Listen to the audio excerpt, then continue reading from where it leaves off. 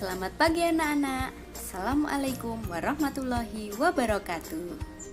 Selamat berjumpa kembali bersama Bu Trisna dalam pembelajaran informatika kelas 7. Bagaimana kabar kalian? Semoga kalian selalu diberikan kesehatan dan kesuksesan. Selalu tetap patuhi protokol kesehatan dimanapun kalian berada. Saya ucapkan terima kasih buat kalian yang selalu tertib mengikuti pembelajaran daring dan telah menyelesaikan semua tugas-tugas dengan maksimal dan penuh semangat.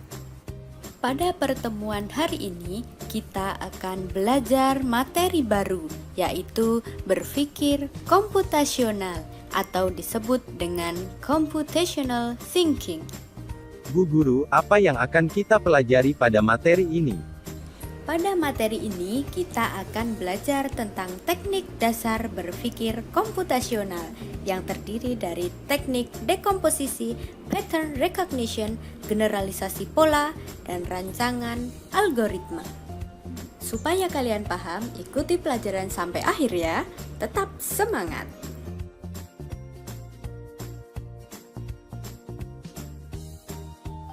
Kompetensi dasar yang akan kita capai yaitu yang pertama, kompetensi pengetahuan computational thinking untuk menyelesaikan persoalan komputasi yang mengandung struktur data lebih kompleks dan berpola.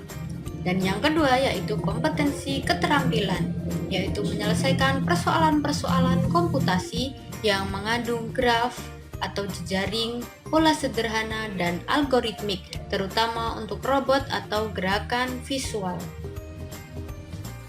Perlukah kita belajar tentang materi berpikir komputasional? Kita saat ini hidup pada abad 21, yaitu di era revolusi industri 4.0 dan era society 5.0 dituntut untuk dapat berpikir secara komputasional. Kemampuan berpikir untuk menghasilkan ide-ide kreatif saat ini sangat dibutuhkan oleh kita semua. Kemampuan ini sangat erat sekali kaitannya dengan literasi digital seseorang, yaitu kemampuan dalam membaca, berhitung, menganalisis, serta menggali pengetahuan dengan menggunakan keterampilan berpikirnya untuk menghadapi segala permasalahan yang semakin berkembang dan semakin kompleks.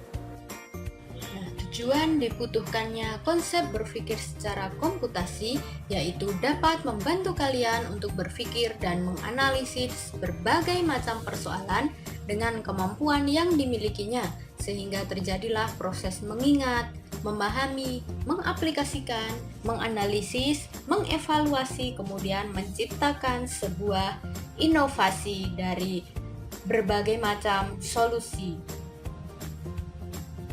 Nah, sebagai contoh, ketika ada seseorang yang akan menuju lapangan, kemudian dia mencari jalan terbaik atau mencari solusi terbaik, mencari jalan yang tercepat sehingga bisa sampai ke tujuan dengan efektif.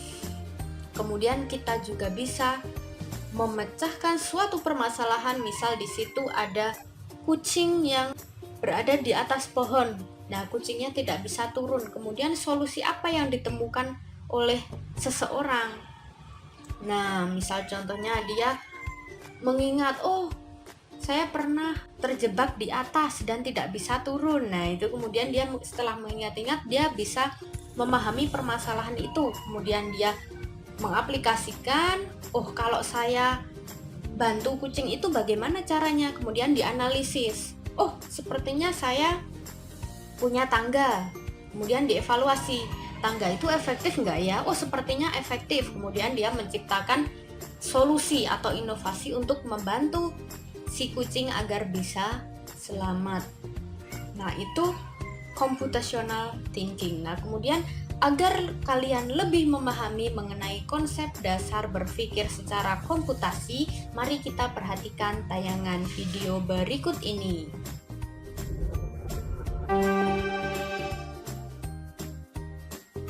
Computational thinking.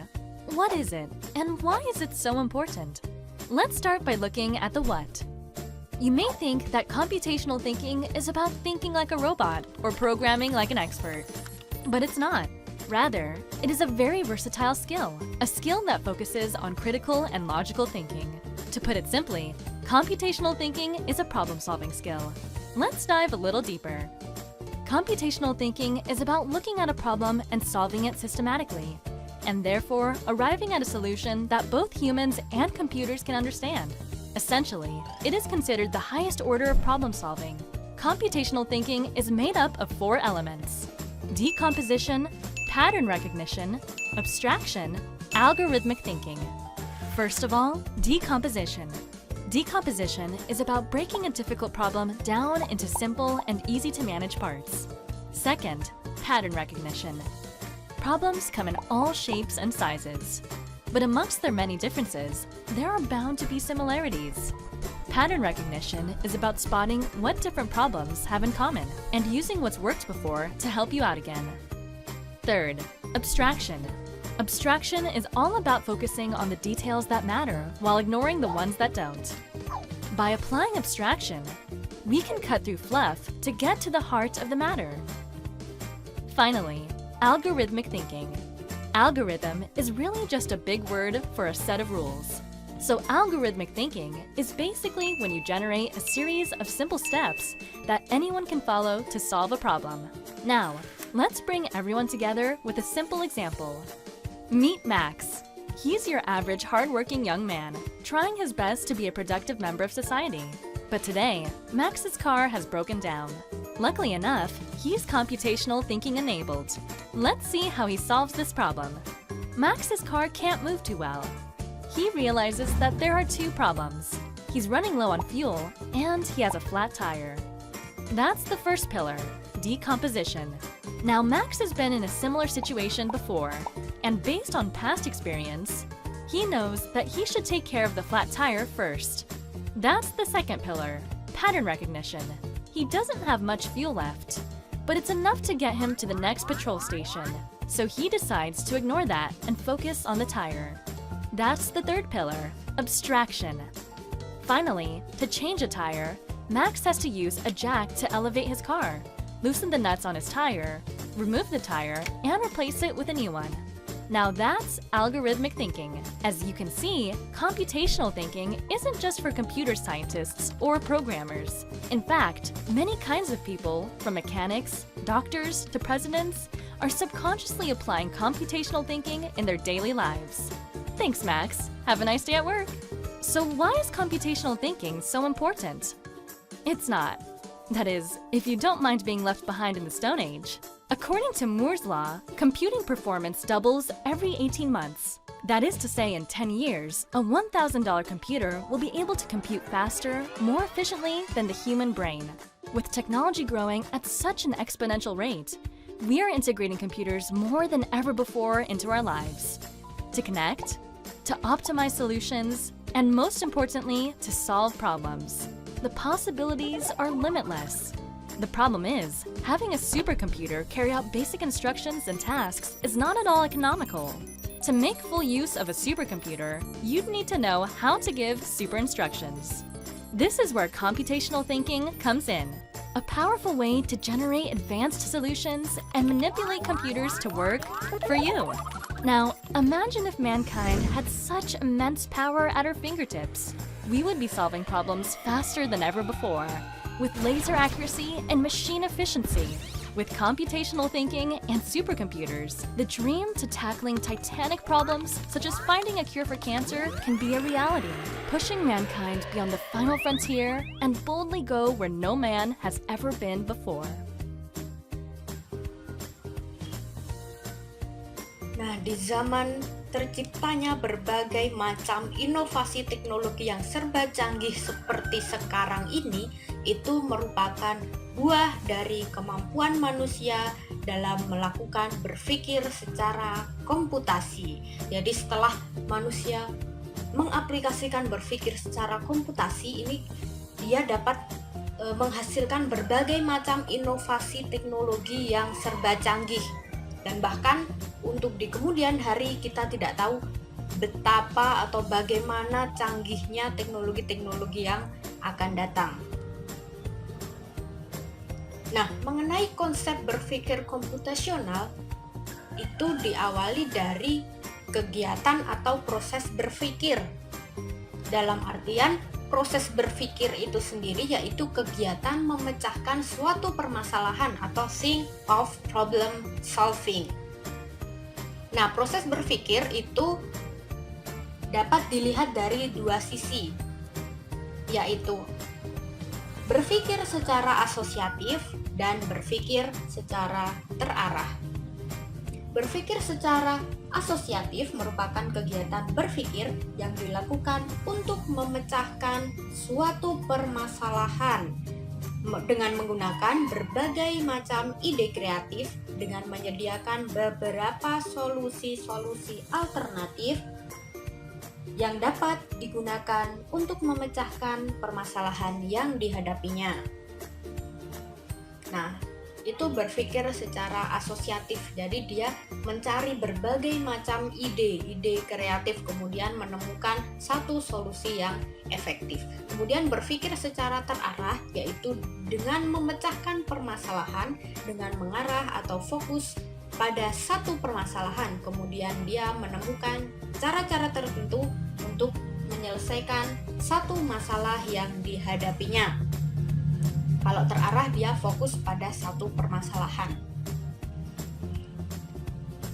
Nah, adapun proses berpikir komputasional merupakan proses kegiatan yang dilakukan oleh manusia dengan menggunakan logika atau berpikir melalui proses tahapan algoritma, yaitu berpikir dengan menerapkan teknik-teknik ilmu komputer untuk mendapatkan keputusan jawaban apabila menjumpai dua kemungkinan yang berbeda. Seperti dicontohkan pada video tadi, bahwa computational thinking is a problem-solving skill. It means that looking any problem and solving it systematically. Dalam artian, proses berpikir komputasi itu diawali dengan melihat berbagai permasalahan, kemudian dia berpikir untuk menemukan solusinya, sehingga manusia atau komputer dapat mengenali atau dapat mengerjakan berbagai macam perintah secara sistematis sesuai solusi yang telah ditemukannya. Itu merupakan konsep berpikir komputasional. Jadi dia proses berpikir dengan menerapkan teknik-teknik ilmu komputer atau melalui tahapan algoritma, sehingga dia menjumpai solusi-solusi yang sistematis. Nah, kemudian apa sih keuntungan berpikir secara komputasional? Keuntungannya yaitu yang pertama, dapat menyelesaikan masalah secara lebih efektif. Kemudian yang kedua, yaitu dapat memilih langkah-langkah atau cara yang dapat menghadapi permasalahan itu, kemudian mendapatkan solusi untuk menyelesaikan permasalahan yang dihadapinya. Keuntungan yang ketiga, yaitu dapat memberikan solusi dengan menghasilkan keputusan yang sesuai atau mendapatkan keputusan yang akurat.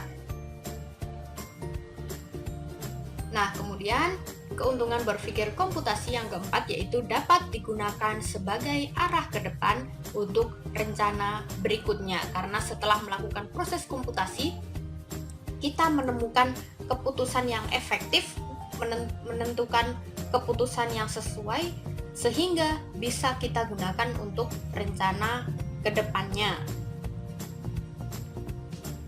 Nah, kemudian ada 4 teknik dasar computational thinking.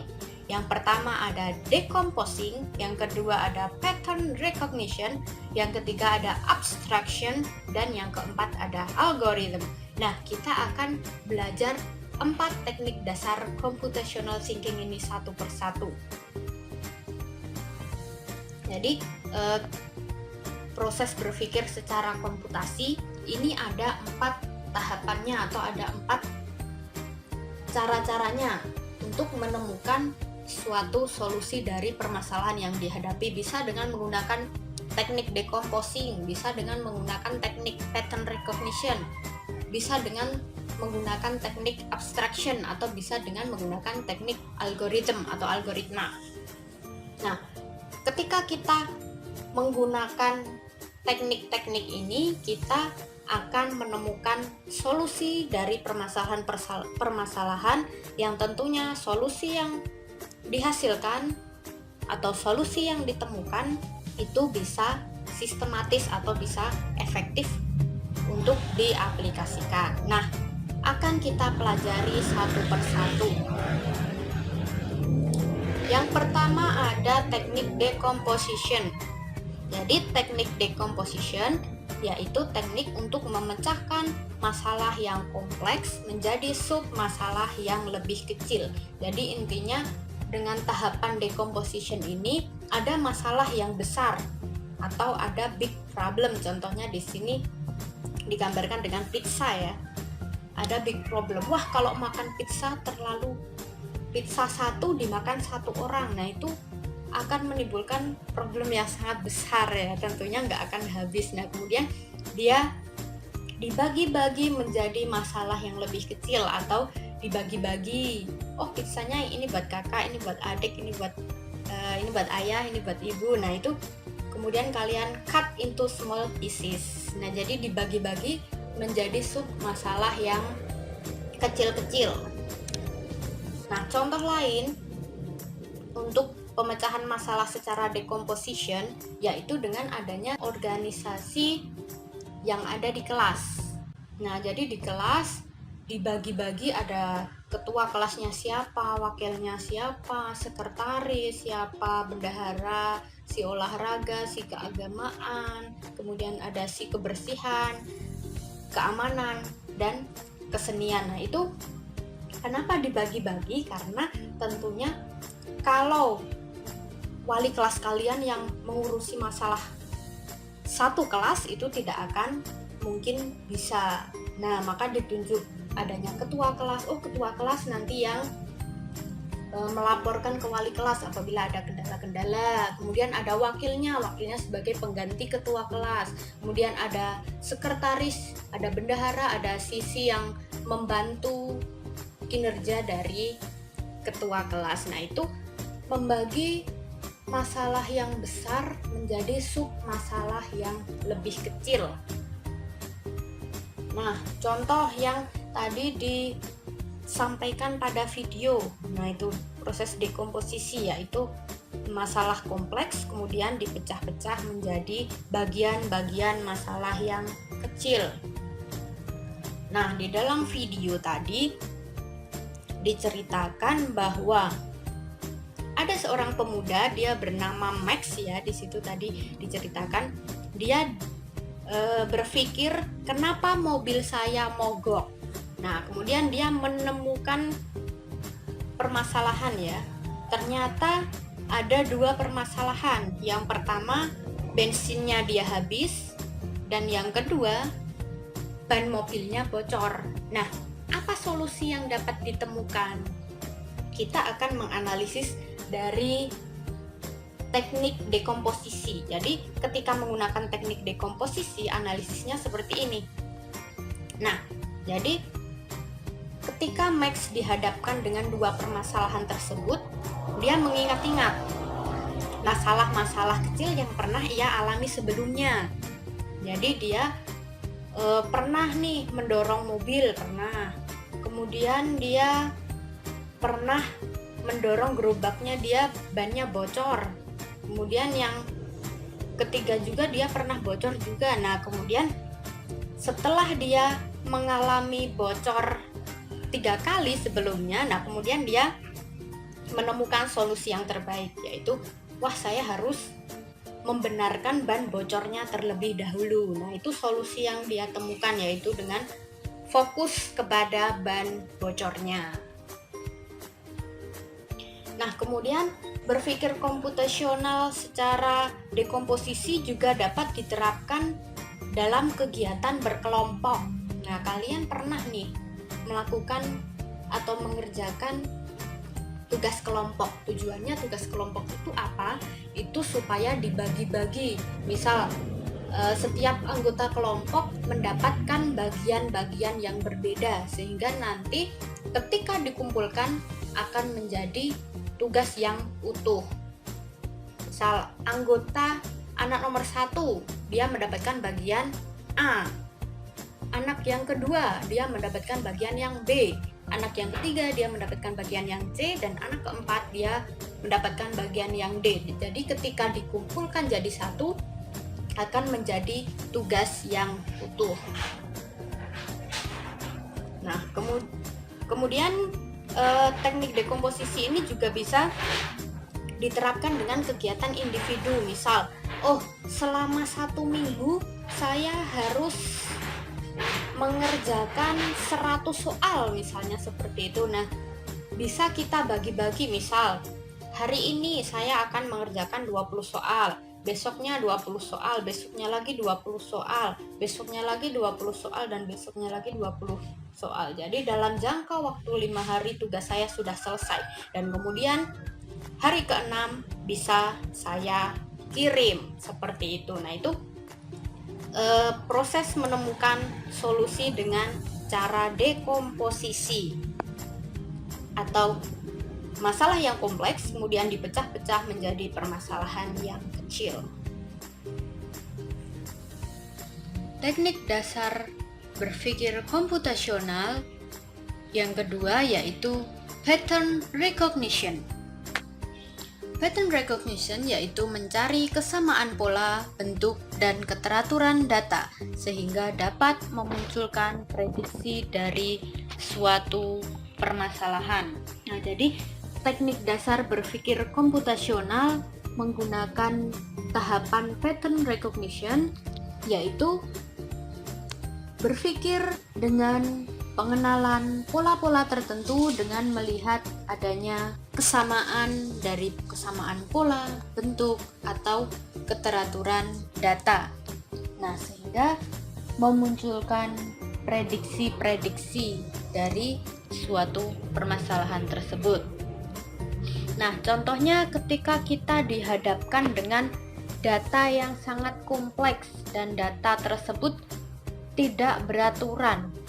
Nah, kemudian kita dapat memunculkan prediksi sehingga menemukan solusi, yaitu polanya sama, bentuknya sama, atau bentuk datanya sama. Kita temukan solusi dengan mencari kesamaan-kesamaannya. Nah, ini contohnya yang ada di dalam video tadi, pattern recognition, yaitu mencari kesamaan pola atau bentuk. Nah, kemudian ini juga tadi sudah diterangkan bahwa Max dihadapkan dengan 2 permasalahan, yaitu bensinnya habis dan bannya bocor. Ketika mencari solusi dengan menggunakan teknik pattern recognition, yaitu si Max mengira, wah, kalau saya mau ke pom bensin jaraknya terlalu jauh, padahal bensinnya habis. Kalau dorong dia terlalu berat karena bannya bocor. Nah, kemudian dia lebih memfokuskan dengan ban bocornya terlebih dahulu. Nah, kemudian pattern recognition juga ditemukan ketika kita menghadapi berbagai macam bentuk, yang bahkan bentuk itu awalnya bercampur, kemudian kita olah, kita jadikan satu-satu. Oh, ini yang persegi panjang, ini dijadikan satu. Kemudian yang segitiga mana saja saya jadikan satu. Kemudian yang lingkaran besar, lingkaran kecil saya jadikan satu, sehingga terbentuk suatu solusi dengan memiliki kesamaan bentuk. Nah, itu mencari rumus luas, ada rumusnya. Nah, rumus itu merupakan solusi dari pemecahan permasalahan yang dihadapi sebelumnya mengenai bentuk-bentuk bangun datar. Kemudian pada bidang ilmu komputer, pengenalan pola merupakan salah satu bidang berpikir komputasional yang sangat diminati. Sampai saat ini contohnya di HP kita sudah dilengkapi dengan teknologi artificial intelligence yang bisa tahu tentang benda-benda di sekitar kita. Kemudian dengan menggunakan fingerprint, HP kita juga bisa mendeteksi sidik jari kita. Dengan teknologi AI juga terdapat face recognition yang bisa mendeteksi wajah, dia laki-laki atau perempuan, kemudian bentuknya wajah seperti apa, dia bisa melakukan scanning. Nah, itu dia dengan menerapkan pattern recognition. Jadi menemukan solusinya berupa fingerprint dan ada face recognition, itu merupakan hasil dari pemikiran atau berpikir komputasional dengan menggunakan tahapan pattern recognition. Kemudian yang ketiga yaitu ada abstraction.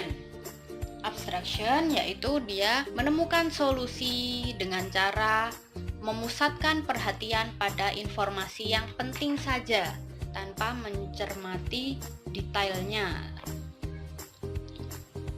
Nah, contohnya pada suatu robot, nah itu atau sistem otak manusia itu kan terdiri dari berbagai macam bagian-bagiannya atau berbagai macam saraf-sarafnya. Begitu juga robot juga dalamnya ada bermacam-macam, tapi di sini hanya dipusatkan pada informasi yang penting saja tanpa mencermati detail-detail yang ada di dalamnya. Itu tentang abstraction. Nah, contohnya yang ada dalam video tadi ini abstraction, jadi dia hanya menampilkan bagian-bagian pentingnya saja. Nah, kemudian ini tadi masalahnya Max yang dihadapkan dari permasalahan bensinnya habis dan ban bocornya tadi. Jika diaplikasikan menggunakan teknik abstraction, yaitu dia memusatkan informasi yang penting yang dapat ia lakukan saat itu, yaitu Max menemukan dongkrak dan ban serep yang ada di dalam mobilnya, sehingga yang perlu ia lakukan hanyalah mendongkrak, kemudian mengganti, melepasnya, mengganti menjadi ban yang tidak ada kendalanya, diambil dari ban cadangan yang ada di dalam mobilnya. Itu pemikiran yang paling sederhana yang bisa ditemukan oleh Max. Nah, kalau contohnya yang ada di sekolah, yaitu sekolah menciptakan solusi dengan membuat adanya jadwal pelajaran. Nah, jika diamati dari pihak siswa, misal kalian sebagai siswa tentunya hanya melihat, oh sekarang jadwalnya ini, besok itu, besoknya itu, beda-beda. Nah, padahal sebenarnya kalau dilihat dari sisi tim pembuat jadwalnya, mereka mempunyai problem yang besar. Jadi mereka harus mempertimbangkan adanya berapa mata pelajarannya, kemudian jam mengajarnya per minggunya berapa, kemudian membagi jam mengajar itu kepada bapak ibu guru, belum lagi nanti menyusun agar masing-masing guru tidak saling bertabrakan jam mengajarnya, kemudian menemukan solusi terbaik yaitu dengan membuat jadwal per kelas.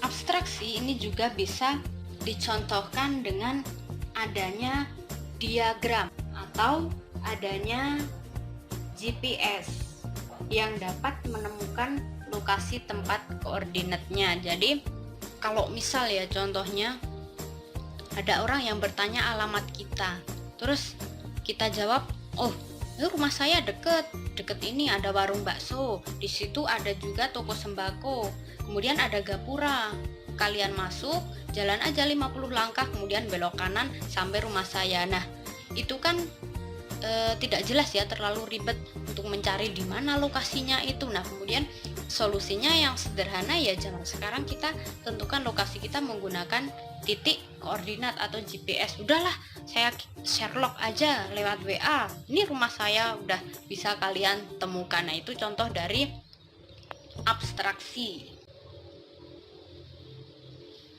Nah, kemudian yang keempat yaitu algoritma.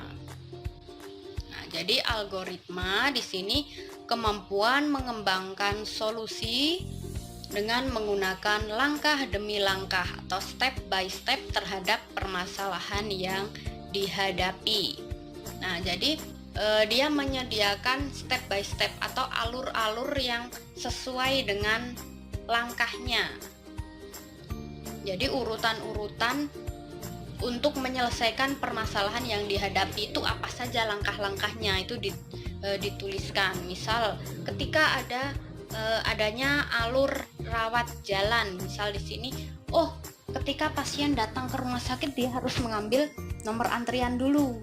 Nah, dia apakah pasien baru atau pasien lama? Dia dihadapi dua permasalahan, kemudian harus memilih salah satu solusi yang terbaik. Misal, dia pasien baru, berarti dia harus mendaftar dulu di bagian formulir.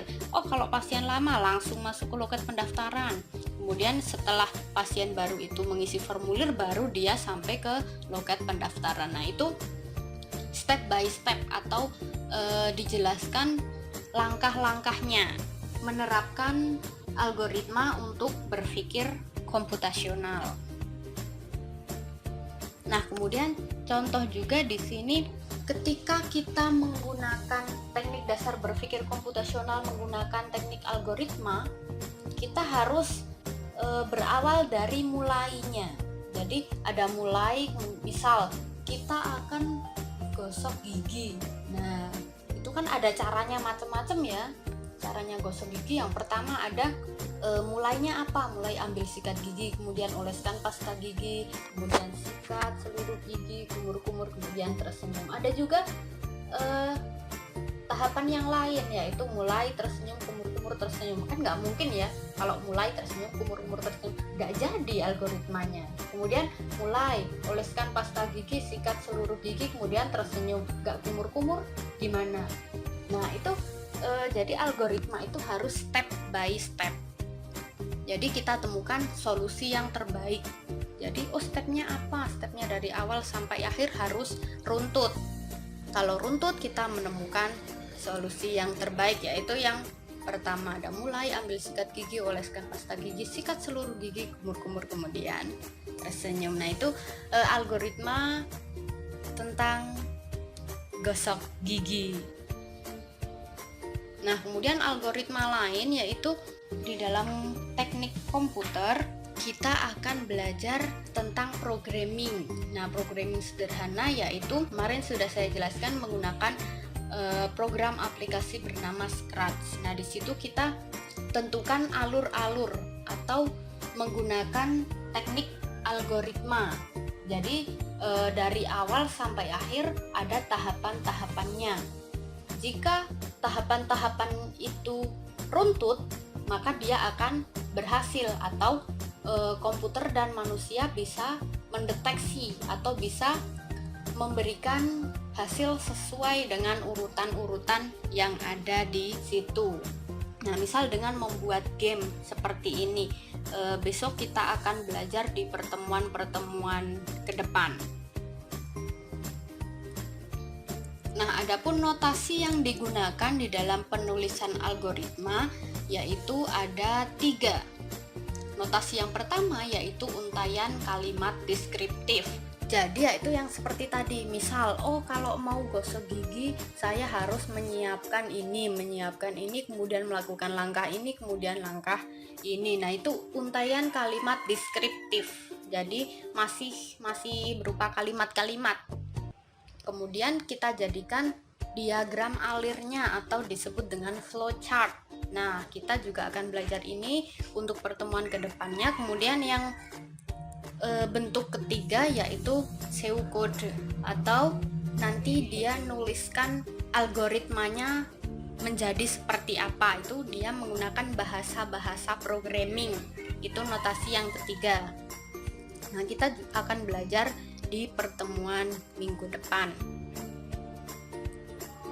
Dengan mengaplikasikan 4 tahapan tadi, yaitu teknik dekomposisi, pattern recognition, kemudian abstraksi, dan algoritma, bisa memunculkan superkomputer atau di contohnya laptop ya. Kalau laptop pastinya dapat kita gunakan seperti sekarang ini dapat kita bawa kemana-mana, dapat memprogram data apapun, dan bahkan kita tidak akan tahu bagaimana nantinya kemajuan-kemajuan teknologi ini akan semakin berkembang. Jadi teknologi akan semakin maju dengan pemikiran-pemikiran yang tentunya semakin berkembang.